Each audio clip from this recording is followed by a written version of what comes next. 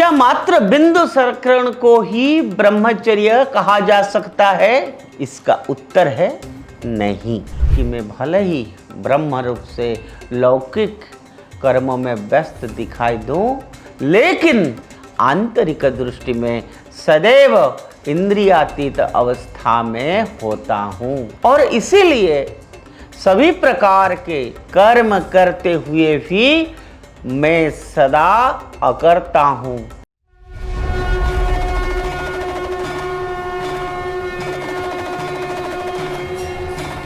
नमस्कार, मैं हूं दीपक कुमार रथ और उदय इंडिया डिजिटल में आप सबका बहुत बहुत स्वागत है। आज भारतीयता का शंखनाद में मेरा मन है कि हमारा शास्त्र में जो लिखा गया है कि ब्रह्मचर्य क्या है, ब्रह्मचर्य का पालन क्यों करना चाहिए, तो आइए उस विषय पे जानेंगे। मित्रों, आज की जनरेशन, आज की युवा वैसे इन बातों को मानता नहीं है, लेकिन हम प्रयास करते हैं कि जो अनुभव के आधार पर जो ज्ञान है, जो हमारा मुनि ऋषियों ने सिखाया, लिख के गए हैं शास्त्रों में, वेदों में, उसका रिलेवेंस आज भी है। जैसे जप, तप, उपवास, ऐसे ही ब्रह्मचर्य क्यों करना है। न तपस्थप हत्याहुर ब्रह्मचर्य तपोतमम ओध्वरीता भवेद्धस्तु सदेवो न तो मानुषः। अर्थात ब्रह्मचर्य ही उत्कृष्ट तप है। इससे बढ़कर तपश्चर्या तीनों लोकों में दूसरे नहीं हो सकती। ऊर्ध्वता पुरुष इस लोक में मनुष्य रूप में प्रत्यक्ष देवता ही है। विज्ञान भैरव तंत्र की ये उक्ति स्वयं भगवान शिव ने अपने मुख से कही है, जिसमें ब्रह्मचर्य की महिमा का बखान किया गया है और ब्रह्मचर्य मनुष्य का देवताओं के समान महिमावान बताया गया है। किंतु प्रश्न यह उठता है कि आखिर ब्रह्मचर्य क्या है? क्या मात्र बिंदु संकरण को ही ब्रह्मचर्य कहा जा सकता है? इसका उत्तर है नहीं। क्योंकि बिंदु यानी वीर्य संरक्षण एक शारीरिक कार्य है, किंतु सनातन धर्म में किसी भी प्रकार के निषेध का शरीर, मन और वचन से पालन करने पर बल दिया गया है और यही नियम ब्रह्मचर्य पर भी लागू होता है। ब्रह्मचर्य पालन का भी 3 प्रकार का है। पहला तो हम सब जानते हैं कि विपरीत योनि के साथ किसी भी प्रकार के शारीरिक संसर्ग से दूर होना, यह शारीरिक ब्रह्मचर्य है। दूसरा है मानसिक ब्रह्मचर्य, जिसका अर्थ है मन की किसी प्रकार की कलुषित विचारों को नहीं आने देना। और यह शारीरिक ब्रह्मचर्य से ज्यादा कठिन है, क्योंकि हमने शरीर का नहीं बल्कि मन का नियंत्रण करना होता है। उस मन का जिसे मछली की तरह चंचल माना गया है। और तीसरा है वाचिक ब्रह्मचर्य, यानी किसी भी तरह की कलुषित चर्चा से दूर रहना है। उसी तरह के लोगों की संगति ना करना जो कि आपकी शारीरिक या मानसिक ब्रह्मचर्य के संकल्प है, वो उसको प्रदूषित करता है। अब कई बार लोग ब्रह्मचर्य को प्रकृति के विरोध बताते हैं, क्योंकि इसमें काम वासना के कठोर दमन की आवश्यकता होती है, जबकि मनुष्य की सारी वृत्तियां काम वासना से जुड़ी होती है, क्योंकि हमारा सृष्टि मैथुनी है जो लगातार विस्तार कर रही है। ऐसे में यदि हर जीव कठोर ब्रह्मचर्य का पालन करने लगे तो सृष्टि के नष्ट होने का खतरा पैदा हो जाएगा।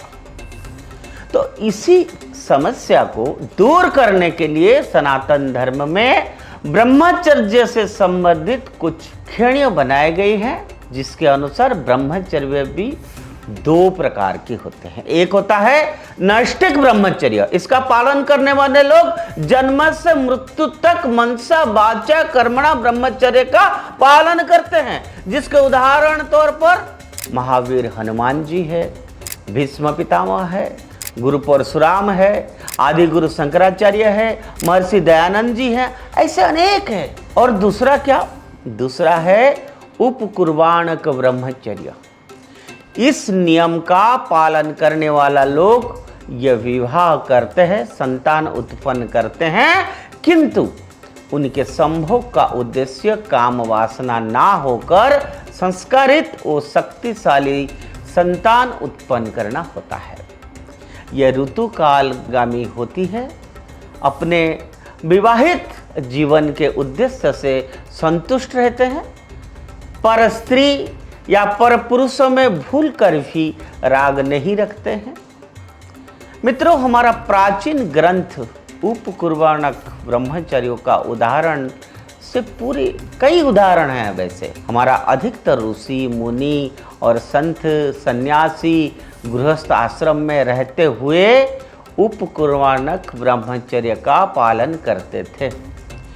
इस श्रेणी के सर्वश्रेष्ठ ब्रह्मचर्यों में भगवान मर्यादा पुरुषोत्तम श्री रामचंद्र का नाम भी आता है, जिसका सीता माता के साथ वैवाहिक जीवन उपकुर्बाणक ब्रह्मचर्य का सर्वश्रेष्ठ उदाहरण है, क्योंकि इसमें मछली की तरह चंचल मन को साध लिया जाता है। योगेश्वर श्री कृष्ण का गिनती भी उपवर्णानक ब्रह्मचर्यों में भी होती है। हालांकि रास रचैया कृष्ण की ब्रह्मचर्य के रूप में कल्पना करना मुश्किल हो सकती है, लेकिन इस बारे में भी श्रीमद् भागवत में एक कथा आता है कि वृंदावन की गोपियों ने एक बार उपवास रखा और जिसकी पूर्ण होने पर किसी सन्यासी को भोजन करने का परंपरा थी, जिसके लिए भगवान श्री कृष्ण ने गोपियों को महान ऋषि दुर्वासा को भोजन कराने का सुझाव दिया, जो उन दिनों यमुना नदी के दूसरी ओर तट पर तपस्या कर रहे थे।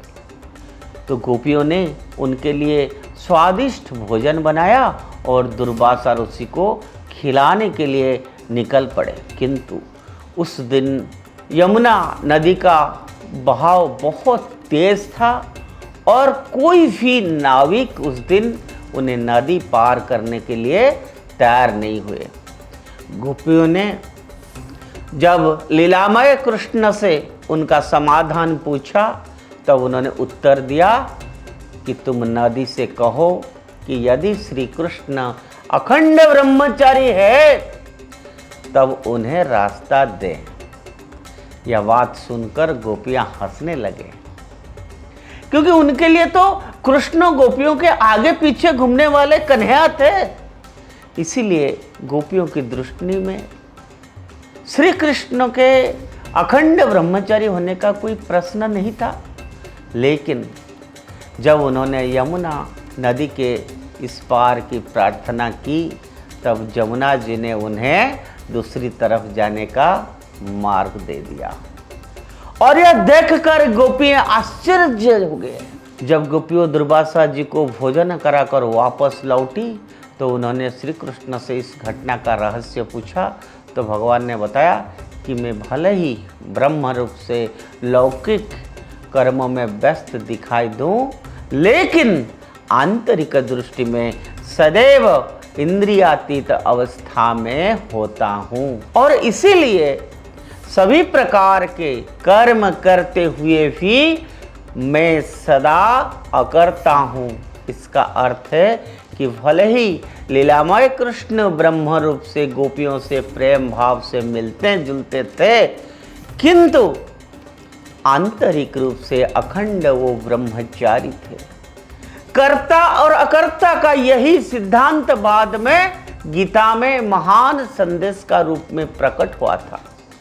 जिसके चौथे अध्याय के 20वें श्लोक में भगवान कहते हैं कि त्यक्ता कर्म फलार्सक नित्य तित्तो निराश्रय कर्मण्य भी प्रभुतोपि नेव किंचित करोति सह। अपना कर्मों के फल की आसक्ति को त्याग कर जैसे ज्ञानी जन सदा संतुष्ट रहते हैं और ब्रह्म आश्रम पर निर्भर नहीं होते हैं, कर्मों में संलग्न रहने पर भी वे वास्तव में कोई कर्म नहीं करते हैं। और भगवान का यह संदेश ब्रह्मचर्य समेत हमारा सभी कर्मों पर लागू होती है। तो आपने सुना कि ब्रह्मचर्य का क्या महत्व है, और ये कलिकाल में तो ब्रह्मचर्य का उपयोग और अधिक है।